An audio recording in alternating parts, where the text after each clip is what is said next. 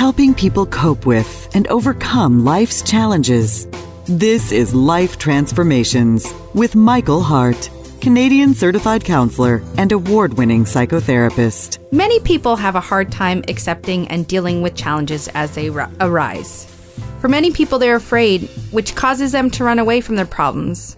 Sometimes it's because it's difficult to accept the reality that someone's living in, or maybe you're running away because you don't know what to do next. Or maybe you're worried that if you confront that challenge, it'll actually make things worse. Last week, we began to explore the story of Abraham, Sarah, and Hagar. And this week, we're going to be continuing with that conversation in part 2 of our Confronting Challenges series. My name is Melissa Waggett, and I'm the co-host of the Life Transformation radio show. I want to give you all a very warm welcome to this week's episode. I'm so excited that you've decided to join us this morning. As I said, this is part 2 of our Confronting Challenges series, and this is part of a bigger series that we've been exploring called The Foundations for a Godly Family. If you want to listen to part 1 of this episode or any other episode in our Foundations for a Godly Family series, I encourage you to visit our website at elimcounselingministry.com. Elim is spelled E-L-I-M, counseling with 2 L's, ministry.com, or you can call us toll free at 1-877-544-3546, and we'll be happy to connect you with copies of past episodes or answer any questions that you may have.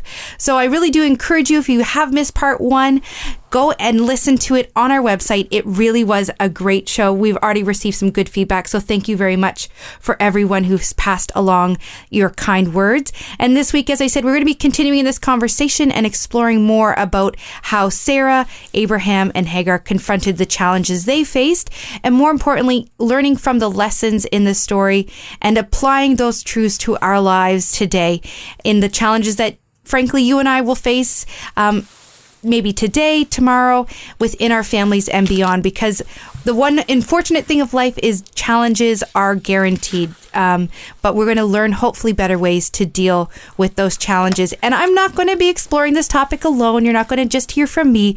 Michael Hart is with me in studio as always. For those of you who have not met Michael on the air or in person yet, he is the director of Elim Counseling Ministries. He's also a certified psychotherapist, and he joins us each and every week to explore these topics. And I am so excited to be in studio again with you, Michael. Melissa, I was just beginning to get comfortable listening to you do such a wonderful introduction. I could just sit here and listen to the words roll off your tongue after we had to do a couple of takes to get started. But that's okay. I'll join you on this show. That's good. I'm glad you're here. It wouldn't be the same without you. And I'm excited to continue this conversation because we started to explore this story from Genesis 16, tongue twister this morning, and we began to pick apart the story that for many is familiar, I would say, but those psychological truths and how we can pull from these old stories and determine practical things that happen here that we can apply to our lives just today, I always find so fascinating.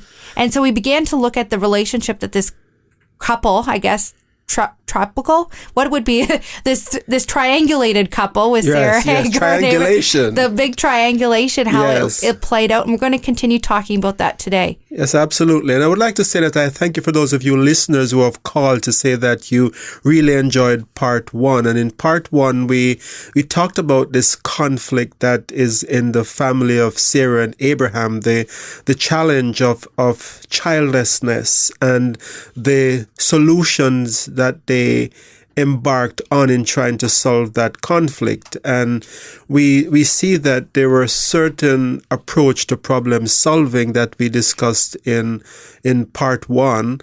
And many of our listeners call to say that they can identify with those methods of problem solving that they can see in their own family. So when we talk about these biblical stories, we are not just talking about issues that are on some ancient manuscript that pertains only to people thousands of years ago. There are real, very solid truths that we can draw from that can help us today. And so I'm really very inspired that many of our listeners found the methods to problem solving to be eye-opening for them, what they're doing wrong in their relationships. And so to start off today's show, you wanted to spend some time looking at the part of the story where the angel appears to Hagar. Yes. After she's fled to the desert. And so what is significant about this story, and why did you want to begin here? Well, there are two difficulties in the second part of the story that is going to be part of what we will be focusing on today. And the first difficulty has to do with the angel sending Hagar back into the abusive situation. And I'll just read that portion that we're going to be focusing on today. And it's from Genesis chapter 16, starting at verse 7. And verse 7 and following reads, "And the angel of the Lord found her by a fountain of water in the wilderness, by the fountain in the way to Shur. And he said, Hagar, Sarai maid, where are you coming from, and where are you going? I am fleeing from my mistress Sarah. And the angel of the Lord said unto her, Return to your mistress, and submit yourself to her. And the angel of the Lord said unto her, I will multiply your seed exceedingly, that it shall not be numbered for multitude. And the angel of the Lord said unto her, Behold, thou art with child, and shall bear a son, and shall call his name Ishmael, because the Lord has heard thine affliction.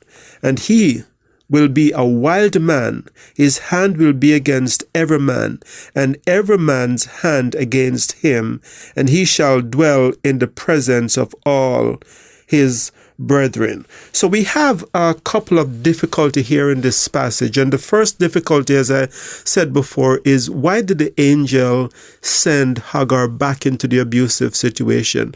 And the second difficulty is with this, what seems like a curse that the angel is pronouncing on the unborn child Ishmael. So today, as we explore this passage from a psychological perspective, we're going to be looking at these two difficulties through psychological lens and shed some insights into what is going on in this story and how those factors apply in relationships today in which there is abuse and conflict.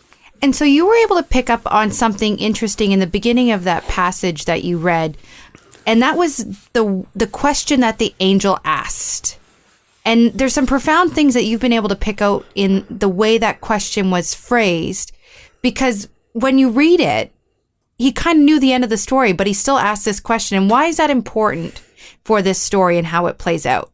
So I think we know from scripture that when God or his messengers, his angelic beings ask you a question, that it's not because they don't know the answer. No, they've read the last page of the book already, right? They know the answer, but these questions are meant for us to explore something about ourselves, the subconscious part of ourselves that we are not always in touch with. And so, for example, when the angel appeared, when God appeared to Adam in the garden and said, Adam, where art thou? It's not that God is searching the garden and going, oh, I wonder where Adam is, I can't find him, right? Or when the angel came to Cain, when God appeared to Cain and said, where is your brother? It's not like God didn't know where Abel was, but God wanted, in these two incidences, in the instance of Adam and in the instance of Cain, for them to look deep within and see what's going on psychologically and their reaction and how they're reacting to a situation that might not be the best reaction. So we fast forward to our story today, and the angel's question to Hagar is, where are you from and where are you going? That's a very deep and profound question. And if you are in an abusive relationship, if you're in a relationship in which there is abuse or other dysfunction, it's important for you to be able to to answer that first part of the question, where are you from? And it's not a location question. It's a psychological question that Hagar missed. Because if we noticed, when the angel started telling her what they knew, what he knew about her, it wasn't a location. It was, I have seen your affliction. I know your misery. I know you are pregnant. And these are important points, because a lot of times people who are in abusive situation, they don't know the depths of what they're going through. They might think they know, but they don't know what the depths. For example, there are some people who, when the relationship finally get to a place where they have been abused and they have to go to court and they have to write out a history of what they have been through in this relationship. Some people, some of my clients have said to me, Michael, it's when I wrote it down for this first time that I finally realized how bad the situation I was in, how bad it is, and I should have left a long time ago. So when the angel said, where are you from? It's what's going on emotionally for you, not just in the relationship with Sarah and Abraham, but in your life in general. So if I were to ask that question to you, my listeners out there today, that question, where are you from? It's what are some of the baggage that you might be carrying from your childhood that affects you? What are some of the conditions in your household that might have predisposed you to be in this relationship that you're in? We know that a lot of women, they tend to marry men who are like their father. So where are you from is not what relationship you're running away from in the present, but also how has your childhood predisposed you to find the kind of partner that you're now with? Because until you can answer that question in this deep way, you might not be able to deal with the conflict and the challenge in a way that you can overcome it. And so I'm wondering if you can explore a little bit about that as a bit more, why is it so important to have these questions answered? Because for many people, I'm turning my back on the past. It's old news. I'm moving forward. Moving forward is the priority. Yes. So why is it so important to look backward? Because this was the first question we see the angel ask is, where are you from? And then he asks, where are you going? Why don't you just go to where you're going? Because that's the moving on part, right?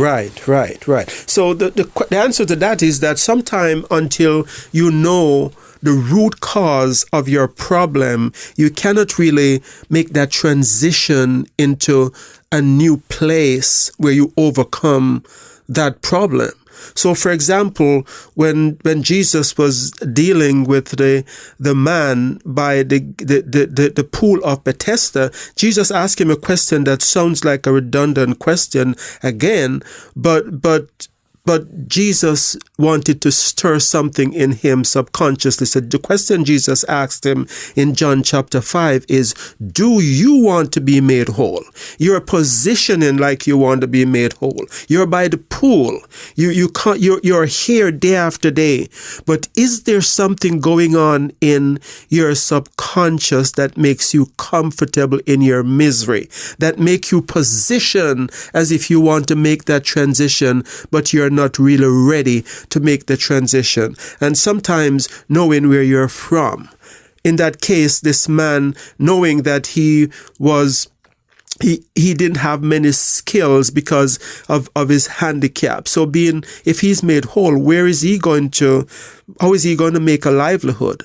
And this is something that he had to consider. Do I really want to be made whole? Because with being made whole comes changes, comes challenges, comes untried situations, and a lot of times people stay in the dysfunction that they're in because they don't like where they're going. They don't know where they're going, and it's an unknown, and so they prefer to stay with the devil they know than, as the saying go, with the devil they don't know. Mm-hmm. If you've just joined us, you're listening to the Life Transformation Radio Show. This week is part 2 of our Confronting Challenges series. If you've missed the first half of today's episode, we encourage you to visit our website at elimcounselingministry.com. Elim is spelled E-L-I-M, counseling with 2 L's, ministry.com. or you can call us toll free at 1-877-544-3546. We also remind you to listen to part 1 of this series while you're on our website if you happen to miss that as well. So Michael, you as you were describing these conversations that we see throughout the Bible, I'm actually picturing it like counseling sessions that are going on in Scripture, and how sometimes it takes that skilled question by an outside party to make you reflect on something you don't even know about yourself yet, and how powerful those types of questions are, and the transformation that can come from it. And that is so true, Melissa, because in the second part of the question, when the angel asked, "Where are you going?" what was happening is that the angel is trying to show Hagar that the reaction that you're having to your problem, the way you're confronting your problem, it's an emotional response where you're running, but you don't have a plan. Where you're running, but you have no idea how to get from point A to point B. And in that kind of a situation where she's 150 miles from her homeland, Egypt, according to some scholars, and she's without food and she's without water and she's pregnant, it's very unlikely that she's going to be able to make it to that point. So the question where you're going is a question that takes a reflection, a time to reflect on what kind of plans do I need to put in place if I'm going to leave this abusive situation? What kind of steps do I need to take? And it cannot be an emotional situation because if you make an emotional reaction, it's not going to last. So many people in the heat of the moment will say, I am leaving. And then once that emotion subsides, they stay in the abusive situation and they remain there for years to come. And so that statement there leads kind of into my next question, which is kind of puzzling a little bit, is why did the angel send her back? Because after he asks this question of her and she says, I'm running away from Sarah, he encourages her to go back, knowing that the situation was less than ideal. What do you make of that? I think on a psychological level, we know, for example, that women who leave abusive situations don't leave the first time that they run away from the situation. Studies show that the average abused woman leave a relationship 7 times before they actually leave for good. And there are many factors that are behind them going back into the abuse. But I think in general, what this going back shows is that they're not psychologically ready to make the transition. Some people go back because they feel that they can't survive on their own. Some people go back because they have this bonding with their abuser that is called the Stockholm Syndrome, where they love the abuser more than they love themselves, and they find all kind of reason why the abuser is a good person. And so I think that the angel realized that Hagar was not ready to make that transition. And if you're not ready to do something, God is not going to force you against your will to do it. So I think at that point, she wasn't really ready. Later on in the situation, we'll see that God took her out of it. But at that point in the story that we're reflecting on today, Hagar was not psychologically prepared to make that transition. She was making an emotional reaction where she was running in a pregnant state, but she was not emotionally prepared to move on. And so I think that's the first part. And the second part is that the angel knows that if you're not psychologically ready to leave an abusive situation, you're going to end up back in the same situation or in another abusive situation. So I think it's just a way to saying, you're not ready yet, Hagar. You need to go back. There are some things there that you need to work through with your mistress before you can transition away from that relationship. Maybe she needed to become stronger. Maybe she needed to develop better self-esteem. Maybe she needed to grow spiritually before she could make that transition to a better place. And so you said off the top, we're going to spend some time in the show looking at the the proclamation, so to speak, that the angel made over Ishmael's life in this story. And this is a theme that we've talked about over the past number of weeks as we've gone through our Foundations for a Healthy Family series. It's that concept that we see in the Bible where it seems like these curses are pronounced and they come out of nowhere. But you're encouraging us to challenge that assumption that these curses are coming out of the blue and it's kind of mystical and magical. But there's some psychological principles that we can draw from some of these so-called curses that we see in Scripture. Yes. So when we looked at the story of Cain and Abel, for example, we said that Cain, by killing his brother, was killing the very thing to which he could aspire and be like, the model of success, of how to be productive and how to make sacrifices to God and how to be prosperous. So when you kill the very thing that you strive towards, you're actually killing the chance of your success. So when the angel said that Cain was going to be cursed and that the ground that he would work would not bear fruit for him, it's another way of saying you're sabotaging yourself. And so I think it is similar in this story where the curse has a psychological explanation.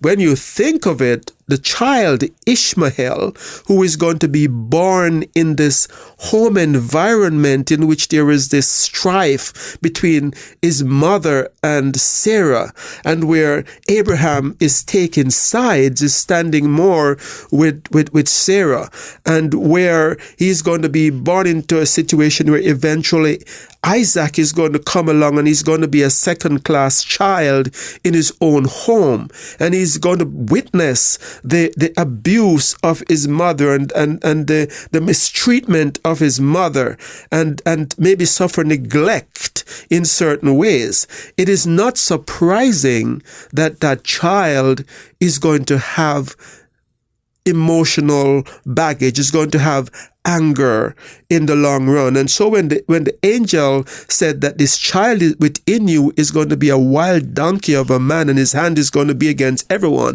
the angel is in fact saying, Sarah, you have been through some afflictions, and the afflictions that you have suffered in your household is creating an environment in your womb where this child is going to be born with some disadvantages. But God sees him, and I am here to let you know that God still has a purpose and a plan for you and for your child. So this curse of Ishmael isn't some mystical thing that is happening, because we know, for example, from one big study that was done, what was done by Kaiser. It's called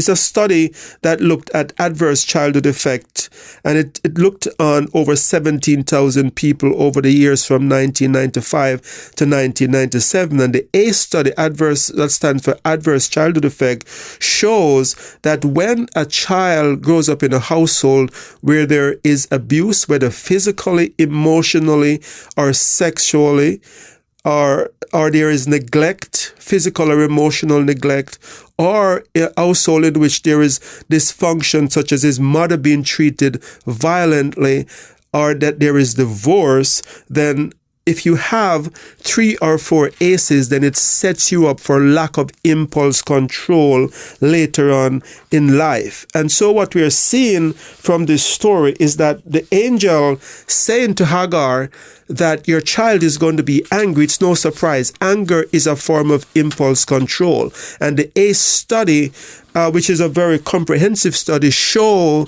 that children who are born in this kind of household have a lack of impulse control. But we also know from other studies, for example, in one article that was published in the American Journal of Psychiatry, that when a child have forms of maltreatment in their household or witness forms of maltreatment in their household, this study, and I'm quoting from the words of this study, it was published in June 2006, volume 163.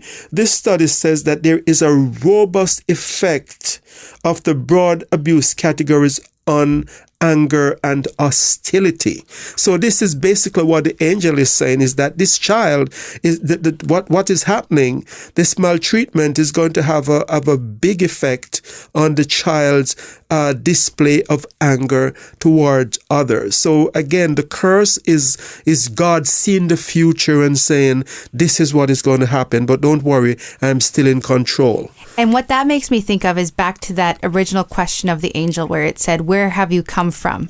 I'm thinking about Ishmael and his future self. At some point, he'll have to reflect and say, where did he come from? Yes. And knowing the experience of all this and having that in light at front of mind can speak to why he is the way he is. That's it's that where did he come from? Absolutely. That's such an important point, Melissa, because what makes him angry? Where is he coming from? As you said, is a home environment that sets him up to be this man, this wild donkey as a man, as the angel described him. But let me say this, we are not saying this show to make anyone that is from these kind of household feel as if there is some kind of curse over them that they can't do anything about it, because I think God is saying this to Hagar as a way of saying, this is what's going to happen, but God still sees you. So the name that she's given to God in that narrative that we read last week is Jehovah Roi, which means the God who sees. So if you have been through a situation, or you're from a background where you've had these things happening, the first thing that you can take comfort in is that God didn't abandon you. God saw your suffering. God was with you the whole time you're going through that. And the second thing is that we serve a God who can take these adverse situations and can turn them into strengths if we allow him. So if you're listening to this show today and you said, yes, that sounds like my background, the idea is not to use this as an excuse to say, this is how I'm going to be, because as we discussed the story of Cain, we saw that God didn't just say, Cain, this is going to happen to you. God appealed to him before and said, if you do well, your situation can change. And so it's still in this case, it's applied to you listening to the show today, that it doesn't matter the background you're from. You can change by getting the right kind of help and making a distinct effort to not act the way that your wounds, your psychological wound predispose you to act. But what I'm seeing in Christendom is that there are a lot of people who hide behind the cross. And what I mean by this, they say, I don't need to do anything about my wound. It's all taken care of at the cross. And so everyone around them can see the dysfunction except for them, because they have sort of convinced themselves that they have it all together when everyone else is going on. What's wrong with this person? And so I think it's very important, if you can identify with any of what we have talked about in the show, that you get help. And if you do want to reach out for help, we encourage you to give us a call at 1-877-544-3546, or you can always visit our website at elimcounselingministry.com. And we want to remind you that this is a listener-funded broadcast, so if you would like to make this broadcast possible for years to come, then please do consider making a donation to this ministry. You can find out more about how to make a donation by going to our website at elimcounselingministry.com. Elim is spelled E-L-I-M, counseling with 2 L's, ministry.com. Or you can call us at 1-877-544-3546 to find out more about us or about this show or any other topic that you would like to discuss. So until next time, this is your host, Michael Hart of Elim Counseling Services, praying that God would bless you in all your relationships and keep you sound in mind and pure in heart.